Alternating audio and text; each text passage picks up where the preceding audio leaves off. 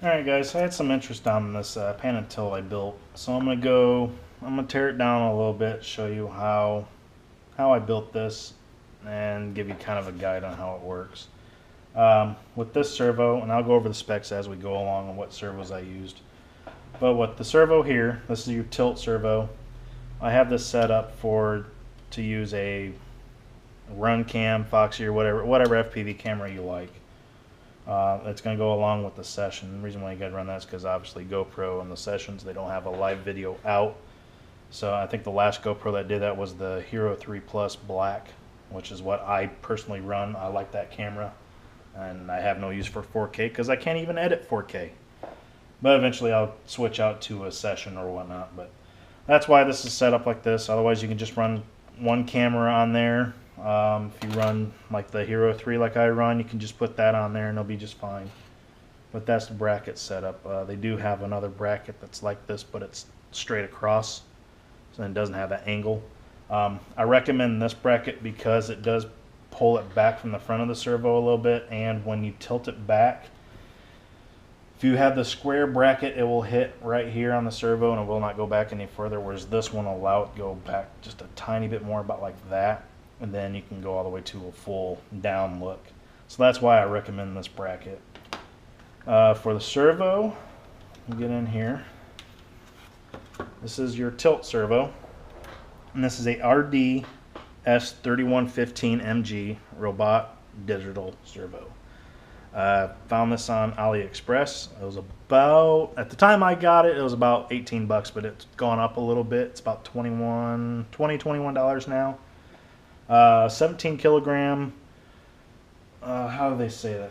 I'm used to inch torque, but it's kilograms per centimeter, something like that. But it's a 17 kilogram. You convert it on your own. I don't have time to do it, but it's definitely a heavy duty servo.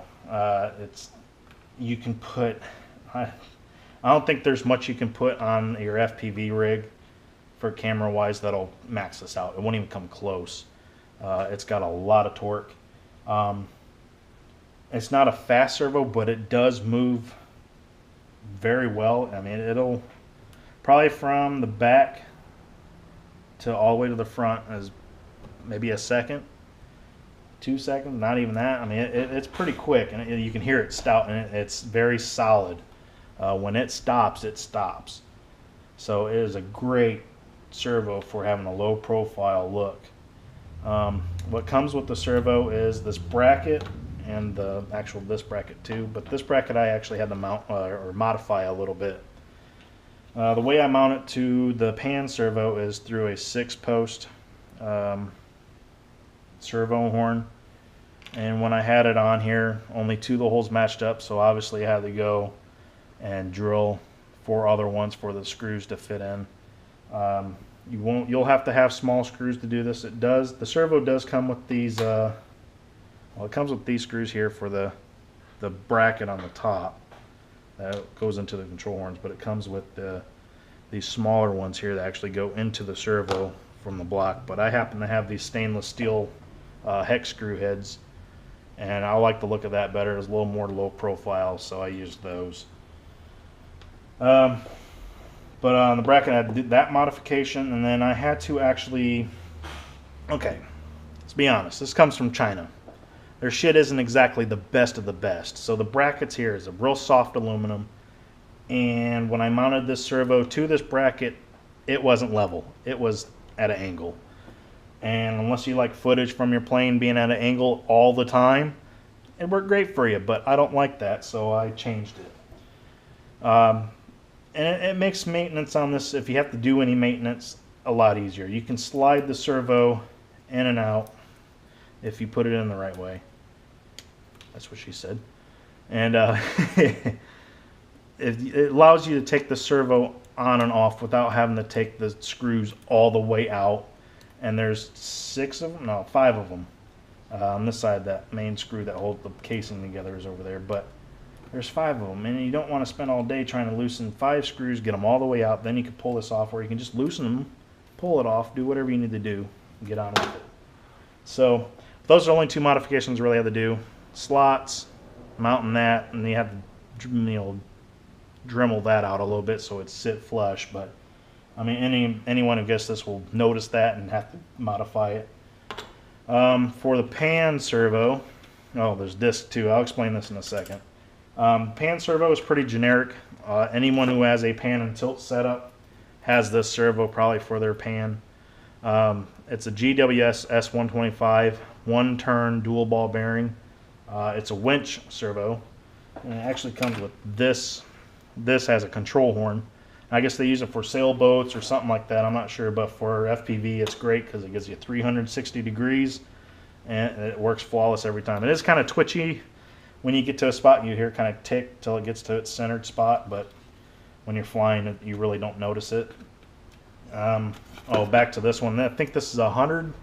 I want to say it's 100 degree of movement. It's either 120 or 180. I want to say 180 because it does go all the way back, and then it can look straight down when it's all the way forward. So, but that's the servo electronic part of it. Like I said, you can mount whatever camera you want. Now this disc. Some might know right away why there's a disc that sits on top of this plate. Some might not. But if we take the servo out again, and then we put our bracket on, and then our servo, you notice there's not a lot of support underneath that servo up here. So this is all this weight just hanging on that one spline. That I noticed that when I first started getting into the FPV, I noticed that, and I saw people have these just sitting on top. The GoPro sitting up there and it's just jiggling away. I'm like, how the hell can you fly that? Like, that's too much of a risk to me. I mean, I have no problem going out buying a GoPro if I lose one, but I still don't want to lose a GoPro. So I want stuff to be secure. I don't feel like spending $500 on a GoPro every freaking weekend and I go flying and lose one. You know, I could do it if I really wanted to, but I don't want to. I want to use my money on other places. So slide that in there. It's going to kind of index it to where it'll slide down. Let's see. Right there, I think. Nope, not even close. There we go. All right. So when that's down there and screwed down, you notice there's no gap. That is by design. I don't want a gap there because that is stress going down to that spline. I want all the stress to be on the foam, on the top. I don't want to stress out my servos any more than they already are. So when it's on there, it's distributed all throughout this top of the foam. So it's not on that spline. And that's why that disc is there. It's not, you don't have to have it, but if you want some longevity of your servos and less of a risk of it breaking, I would suggest using it. It's just a piece of, any plastic will work as long as it's too, really, I'm not even sure the thickness of it, just as long as it can distribute that way. This is 2mm plastic out of an old TV. It was the, I guess it was the, for the backlit LEDs, it distributed the light evenly. And I had a hole saw and I had it sitting up on one of my shelves. I was like, well, that'll probably work, and it works great. But anything that'll take that stress off that spline and spread it out, it'll work. It doesn't have to be plastic. It could be metal, but you gotta look at weight too. So even probably this plastic here from Harbor Freight, it's a little thin, but it'd do the same thing. At least it'd cushion it. Okay. You just want something to spread that load out. At least in my opinion, that's what you want. I wouldn't want it hanging up like that. I mean, that'd probably be all right because it's not a lot, but it's still, it still would bug me. That would definitely bug me. So, but yeah, that's a quick look at my pan and tilt that I built. I hope you guys enjoyed it. If you got any questions, shoot me an email. Well, not email. Just go down in the comments and comment, and I'll get an email from that. Or you can get a hold of me on Instagram, RC Outlaw USA. YouTube is RC Outlaw. If you search RC Outlaw USA, it'll pop up some of my videos. Facebook, Scott Carpenter. I'm in several different groups, so you can get. There's you can find me. It's not hard. But thanks for watching, guys. Hope you like this and would like to build one. If you'd like me to build one, I can, but it's not, I mean, unless you're a good friend of mine and I know you, it's probably not going to be cheap, because if I have to build you one, that's time away from my family. And if I'm going to have time away from my family doing something for someone I don't know, it's going to cost you. So, I mean, friends, I don't care. I products, but anyway, cut this short. Thanks for watching. Hope you like it. Got any questions, get a hold of me, and we'll go from there. But keep flying, guys. Let's enjoy flying while we still can, and see you later. Peace.